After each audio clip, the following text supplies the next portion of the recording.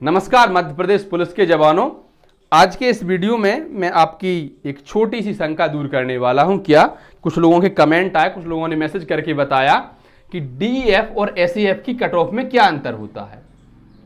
अगर आपके मन में भी यह डाउट है तो हम देखते हैं कि इनकी कट ऑफ में क्या अंतर होता है और बेसिकली डीईएफ और एसईएफ में भी क्या अंतर होता है। साथ ही साथ इनकी सैलरी और यह भी देखेंगे कि कट ऑफ कितनी जा सकती है। क्या आप इतनी बात से सहमत हैं? अगर वीडियो आपको अच्छी लगे तो वीडियो को लाइक और शेयर जरूर करना और निवेदन है छोटा सा कि सब्सक्राइब भी कर देना। देखिए दो होते हैं, क्या डीईएफ, इसको एक्चुअल में डीएफ भी कहते हैं या जिला पुलिस बल। दूसरी कौन होती है? एसएएफ होती है, स्पेशल आर्म्ड फोर्स या विशेष सशस्त्र बल। डीईएफ जो होती है वो पुलिस थानों में होती है, या तो थानों में होगी या लाइन में होगी, पुलिस चौकियों में होगी, है ना ये। और एसएएफ जो होती है वो होती है बटालियन में। डीएफ की जो वर्दी होती है, इसकी वर्दी में विशेष अंतर सिर्फ इतना होता है कि इनकी जो कंधे पर डोरी होती है वो नीली होती है, जबकि एसएएफ वालों की होती है पीली। क्या आप इतनी बात से सहमत हैं?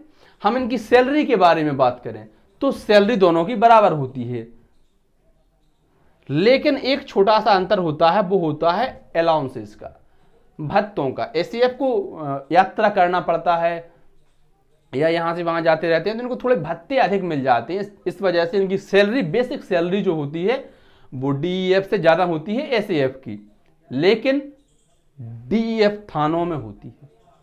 आप इसके आगे कुछ कहना शायद जरूरी नहीं है, तुम खुद समझदार हो। तो और इसके बारे में अगर हम बात करें तो देखिए इनके जो काम होते हैं डीईएफ वालों के, वो होते हैं पब्लिक से रूबरू होना, जनता की समस्याएं सुनना, उनको न्यायालय तक पहुंचाना, ये सब इनके काम होते हैं। एसएएफ वालों के जो काम होते हैं, जहां स्थिति गड़बड़ हो जाती है, जैसे कि कहीं दंगा हो रहा हो, विशेष ड्यूटी हो, चुनावी ड्यूटी हो, मतलब ड्यूटी तो दोनों करते हैं, लेकिन इनकी जब स्थिति खराब हो जाती है तब फिर एसएएफ को बुलाया जाता है। नाम ही उनका स्पेशल आर्म्ड फोर्स है, विशेष सशस्त्र बल। इनकी ट्रेनिंग भी दोनों की अलग अलग तरीके से होती है। डीईएफ वालों को अलग हिसाब से सिखाया जाता है कि उनको जब जनता से किस तरीके से बात करनी है, कैसे उनके भीतर ये डर निकालना है कि तो पुलिस से डरते हैं कुछ लोग। गांव में अगर पुलिस को सायरन बज जाए तो लोग घर से बैठ के अंदर चले जाते हैं, ऐसी स्थिति है। तो ये सब उनको समझाया जाता है कि आप अपने दोस्तों, मतलब लोगों से मित्रवत रहिए। इनको विशेष रूप से हथियार चलाना सिखाया जाता है एसएएफ वालों को। हालांकि ऐसा नहीं है कि डीईएफ वाले हथियार नहीं चला पाते, चलाते वो भी है, लेकिन इनकी विशेष रूप से हथियारों की ट्रेनिंग होती है। अब हम दोनों की कट ऑफ के बारे में बात करते हैं। कभी आपके मन में विचार आता है, कुछ लोगों ने मुझे बताया मैसेज करके, कमेंट करके, कि इनकी कट ऑफ में क्या अंतर होता है, अलग अलग कट ऑफ बताइए। देखिए मैं आपको एक छोटे से उदाहरण के तौर पर समझाता हूं। मान लीजिए कट ऑफ जाती है कितनी, 70 नंबर, ठीक। उदाहरण से आपको समझना है, 20 पद हैं, जिनमें से 16 पद हैं एसएएफ डीईएफ के और 4 पद हैं एसएएफ के। देखिए 20 कुल पद हैं, 16 पद डीईएफ के हैं, 4 पद एसएएफ के हैं। कट ऑफ गई आपकी 70 नंबर। 70 नंबर कट ऑफ गई। देखिए अब देखिए यहां पर जो शुरुआती, अब इससे ऐसा तो होगा नहीं किसी के सबके 70 ही हों, इनमें से किसी के 90 भी होंगे, किसी के 80 भी होंगे, किसी के 82 भी होंगे, कुछ भी नंबर हो सकते हैं। सबके कम ज्यादा होंगे, सबके बराबर तो होंगे नहीं। तो जिनके नंबर ऊपर होंगे और जो ऊपर वाले 16 होंगे उनको मिल जाएगी क्या? डीईएफ उनको मिल जाएगी। 70 से ऊपर मतलब कट ऑफ से ऊपर, 5 तो टोटल 20 ही हुए होंगे कट ऑफ से ऊपर, लेकिन इन 16 से नीचे जो 4 होंगे उनको मिल जाएगी फिर एसएएफ। तो कट ऑफ यही रहती है, लेकिन जिनके अधिक नंबर होते हैं उनको डीएफ मिल जाती है, कम नंबर वालों को एसएएफ मिल जाती है। मैं उम्मीद कर रहा हूं कि इससे आप थोड़ा बहुत समझ गए होंगे कि कैसे डीएफ मिलती है, कैसे एसएएफ मिलती है। एसएएफ वाला बंदा कभी डीएफ में नहीं जा सकता, डीएफ वाला बंदा कभी एसएएफ में नहीं जा सकता। इसके अलावा देखिए डीएफ से आप ट्रैफिक पुलिस में भी जा सकते हैं, आप जीआरपी में भी जा सकते हैं। जीआरपी मतलब समझते हो, जैसे रेलवे में है तो रेलवे को 2 प्रकार की सुरक्षा दी जाती है, एक तो आरपीएफ होती है, रेलवे प्रोटेक्शन फोर्स, एक जीआरपी होती है। तो जैसे रेलवे जो है वो केंद्र सरकार का उपक्रम है, तो केंद्र सरकार की पुलिस आरपीएफ है, लेकिन जब जिस राज्य से गुजरती है तो राज्य सरकार की भी जिम्मेदारी होती है रेलवे को सुरक्षा देना, तो उसके लिए जीआरपी होती है, तो यहां से जीआरपी में भी जा सकते हैं। कई बार एसटीएफ का गठन होता है, स्पेशल टास्क फोर्स किसी अन्य टास्क के लिए, किसी लक्ष्य के लिए, तो वहां भी यहीं से जाते हैं, वो दोनों से जा सकते हैं, जैसे कहीं नक्सलाइड एरिया है। ठीक है, इसके बाद हम अगर कट ऑफ की बात करें तो देखिए जनरल, मैं कैटेगरीज वाइज लिखते चलता हूं, जनरल, ओबीसी, ओबीसी को मतलब ईडब्ल्यूएस ओबीसी लगभग बराबर रहने की संभावना है, एससी एसटी। तो देखिए जनरल के बाद अगर हम बात करें जनरल के बारे में, तो अगर आपके 74-75 नंबर हैं तो लगभग आपका सिलेक्शन हो जाएगा, ये बात तय है। वहीं ओबीसी में है आपके अगर लगभग 70-72 नंबर तक हैं, 72 ही लिख देते हैं ओबीसी में। एससी की बात करें अगर हम, तो एससी में आपके 68 नंबर लगभग हैं, और एसटी में हैं आपके 65 नंबर। ये मैंने पुरुषों की बात की, मेल कैटेगरी, या कहें कि भाइयों की बात की, क्योंकि भाइयों की बात पहले करनी पड़ती है, भाई तो भाई हैं, बहनों की बात बाद में करते हैं।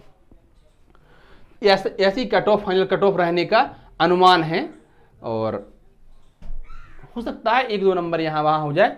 अब चूंकि मान लीजिए आपको लगता है कि आपके नंबर तो इतने थे नहीं, जैसे कोई जनरल में है उसके नंबर 73 आए थे, अब उसको तो चिंता हो गई, तो चिंता करने की कोई जरूरत नहीं है। मैं आपको विशेष वैधानिक चेतावनी देता हूं, चिंता करने की कोई जरूरत नहीं है। और क्यों जरूरत नहीं है? क्योंकि आपको यह पता नहीं है कि आपके नंबर नॉर्मलाइजेशन में बढ़ गए थे कि घट गए थे, इसलिए अच्छा सोचें, पॉजिटिव सोचें, में हमेशा पॉजिटिव रहें। नॉर्मलाइजेशन में क्या हुआ है आपके साथ किसी को नहीं पता, कोई अंतर्यामी नहीं है जो बता देगा कि उसकी शिफ्ट जो थी वो सरल थी, वो कह दे कि उसकी शिफ्ट कठिन थी। नॉर्मलाइजेशन में नंबर बढ़ेंगे या घटेंगे ये बाद में तय होगा, पहले अच्छा सोचिए, अच्छा पॉजिटिव रहिए। हम अब बहनों की बात करते हैं, तो बहनों में जनरल की कट ऑफ 72, ओबीसी या ईडब्ल्यूएस की कट ऑफ लगभग 68, एससी महिलाओं की कट ऑफ लगभग 65 से 66 नंबर, और एसटी बहनों की कट ऑफ लगभग 62 से 63 इसी के आसपास रहने की उम्मीद है। अब एग्जैक्टली ये नहीं है कि भाई फिक्स बता दिया कि यही कट ऑफ रहेगी, थोड़ा सा अंतर यहाँ वहाँ हो सकता है, क्योंकि हम भी तो आप जैसे लोगों से पूछते हैं, जानकारियाँ मिलाते हैं, तो एग्जैक्टली तो कोई नहीं बता सकता ना, लेकिन अनुमानित बता सकते हैं।